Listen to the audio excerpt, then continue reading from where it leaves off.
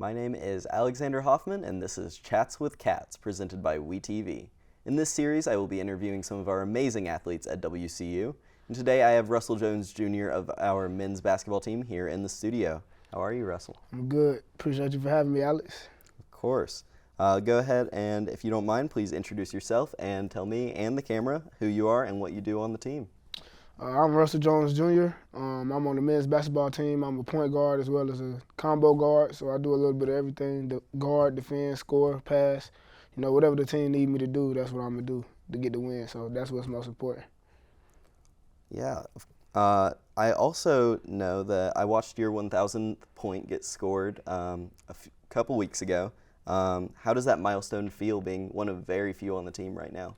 Scoring my 1,000 point was just a true blessing. You know, I got to give credit to God. I got to thank Him first. You know, without Him, I couldn't do any of it. And it's just a testament to my career. You know, starting at Winthrop and finishing here at WCU, which is both programs have been a blessing to me. And I'm just happy to be here. You know, I'm thanking God and my teammates and my coaches for believing in me.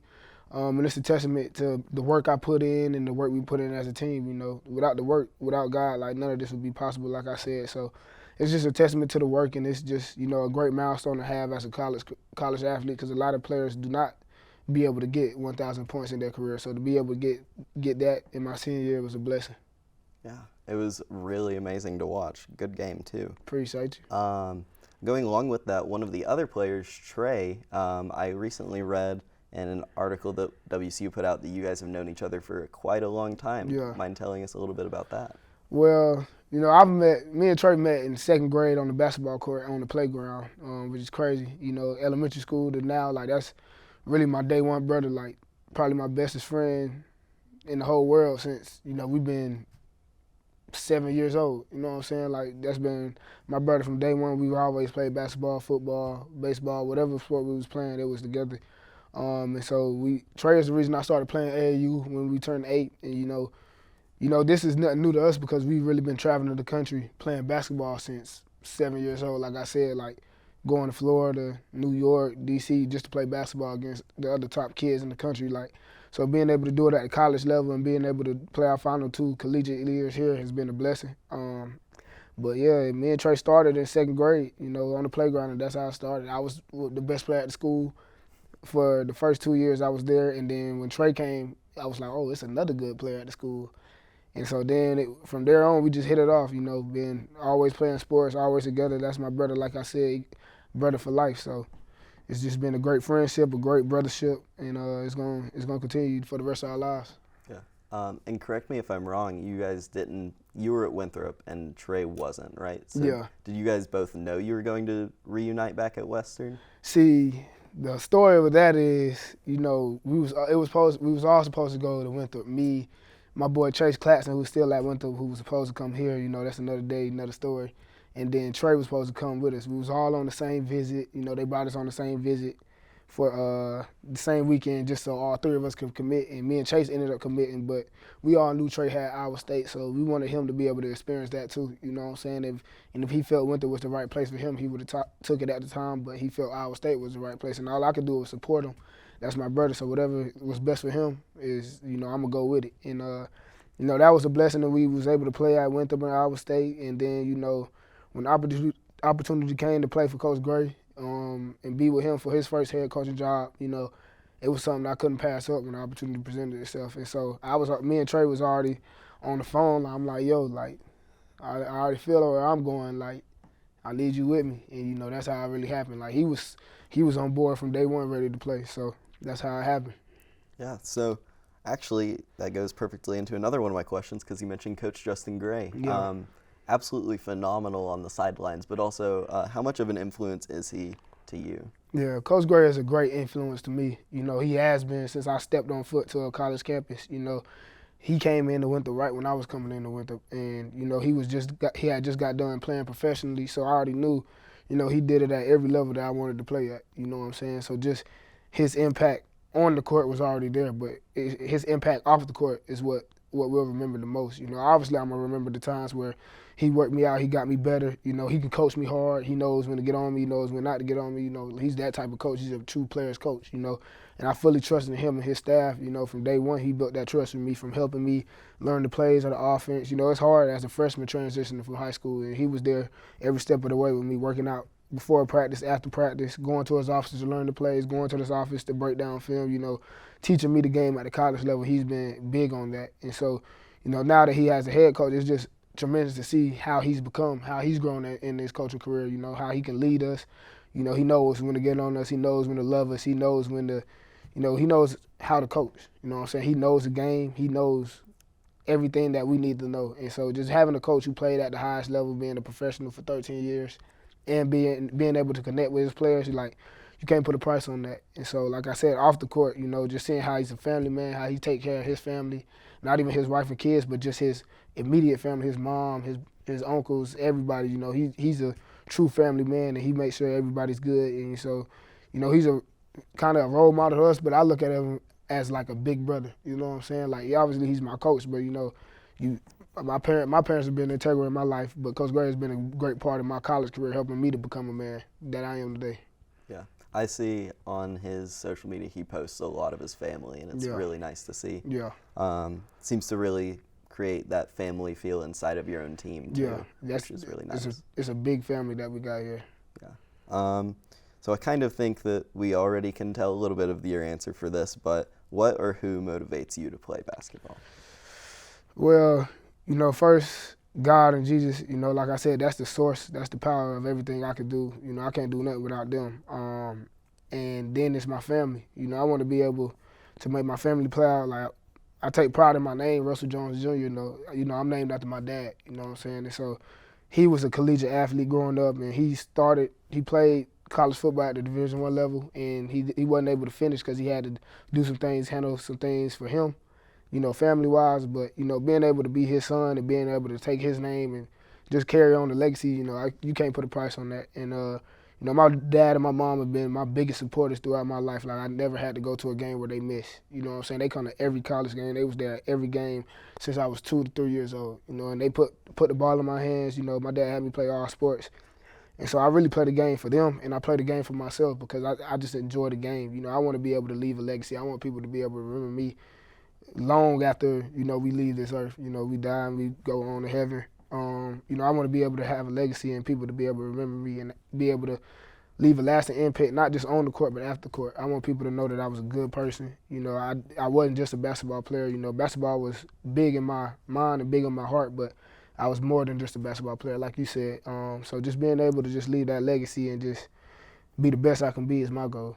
Yeah. I see a lot going on about how you just kind of enjoy the sport, too, along with everything else. I notice in warm-up, all of you are always like so happy and smiling and just glad to be there, which is great because I see some of the away teams come and they're just there and way too serious, I feel like. And that's, being a fifth-year player and just, I'm finding the joy in the game. I've always had the joy in the game, but, learning to enjoy all these moments because right now we at the point where we have 6 regular season games left, 3 tournament games because we're going to win the tournament. I'm speaking that into existence. And then we got March Madness. So, my college career is running down. God willing, I'm able to play professionally. But, just finding the joy in the game. The game it's a game at the end of the day, win or lose. And I hate losing, but it's a game. Yeah. And you gotta always remind yourself of that. It's the best in the play.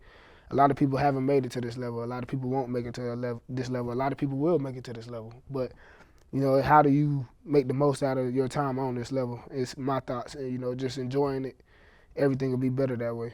Such a good way to look at it, too.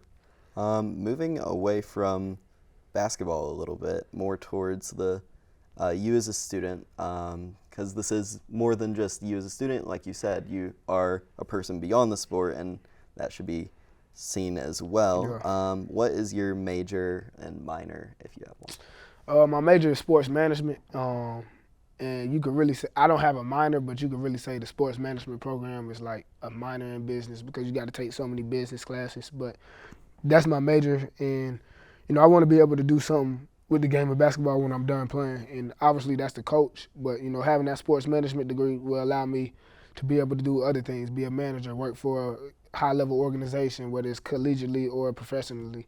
Being able to just be around the game and give back to the game, that's what I want to do. I've been playing sports since I was 3 years old, so I can't really see myself doing anything besides being around the game, being around sports. You know what I'm saying? Like, that's just who I am. That's who I've always been. So.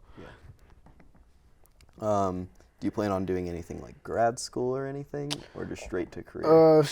Really straight to the career. Once I graduate this spring, it's gonna be working out, preparing for my professional career, hope God willing, and then it's gonna be after my professional career, I want to get into coaching. At the collegiate level. So just being able to prepare myself, learn more about the game, learn more about coaching, how to lead, how to train players, how to get players better. All the ins and outs of coaching that people really don't understand. Learning those ins and outs of it, so that when the time does come where the ball stops bouncing, I'm ready to take the next step in my life, in my career. So. Yeah, so we could be seeing one day Coach Russell Jones Jr. at Western. Yes, hopefully, God willing. Be cool to see. What is your best memory at WCU? It can be athletics related or not, or both. Really, I'm going to say my best memory hasn't happened because I want to win this SoCon championship and go to the NCAA tournament. That would be the best memory. But within these 2 years, man, it's been so many great memories that, we've had as a team. Like, when I tell you we're a family, like, last night we had a Super Bowl party and, I cooked a bunch of burgers for everybody. You know what I'm saying? We done had times where everybody come to our house and grill the steaks. The times in the locker room, time on the buses, like, just really enjoying every moment of the season, every moment of just being a family. You know what I'm saying? Like, we big on doing a lot of family Fridays in the summer. Just spending time with my teammates and coaches. I can't. A lot of players in college don't get to experience the type of team camaraderie and the type of organization that we are. Like, it's a family from top to bottom. Like, Coach Gray is not bigger than, and he is bigger than all of us because it's his program, but he doesn't treat it that way. Like, he wants it to be our program. He wants everybody to feel love, everybody to have that family feel, and that's what it is. It's a true family. So, those moments are what I remember the most: the bus rides, the hotels, the games, the warm-ups, the locker room talks. You know what I'm saying? It's just so many things that you don't know you'll miss when it's gone. So that's why I try and enjoy all these moments now. For the with that being a family, do the players that have like transferred or graduated, do you still all keep in contact with them? Oh, yeah. Like Tyjon Claude? Man, I talked to Ty the other day, like 2 weeks ago. That's my brother, and I'm proud of what he's doing at Georgia Tech. You know what I'm saying? Like, he had a big game versus North Carolina. He's been playing well this season. And, it's just a blessing, to be able to just have that family feel last year, because people don't know.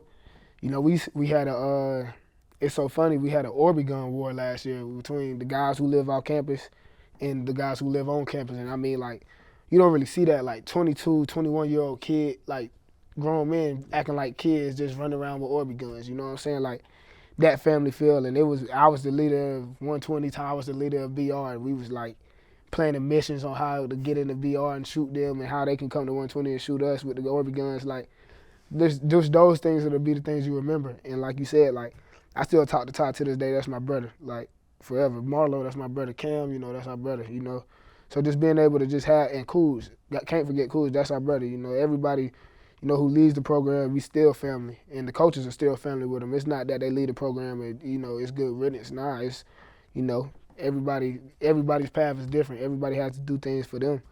But at the end of the day, we all family still. So we still talk to all those guys to this day, and I'm still hoping my brothers eat, because I want to see everybody that is around me. I want to see all my boys eat. You know what I'm saying? So if one of us eat, we all eat. That's how I look at it. So it's good to see them boys thrive. Yeah. Last question that I have for you, kind of a fun question. What is your go-to artist to listen to before a game to get ready? See, it used to be like J. Cole and Lil Baby, my favorite artists, Lil Durk, but I get tired of listening to rap music all the time, so I really just put my playlist on shuffle.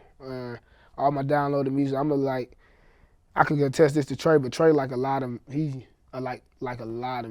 So like I get my playlist for him sometimes, and so really I just play whatever is on the playlist. No Cap, Young Boy, like I said, Lil Baby, Lil Durk, J. Cole. I like some old school music like Al Green and Bobby Womack, Anthony Hamilton. Like, I'm a Luther Vandross type of guy, just having all those different vibe. So it just eases my mind before a game. So whatever comes on, if I like it, I vibe with it. You know what I'm saying? And I kind of start my game day playlist earlier, like 3 hours before the game, just to get in the mindset, get in the mood to just have fun and go out and play.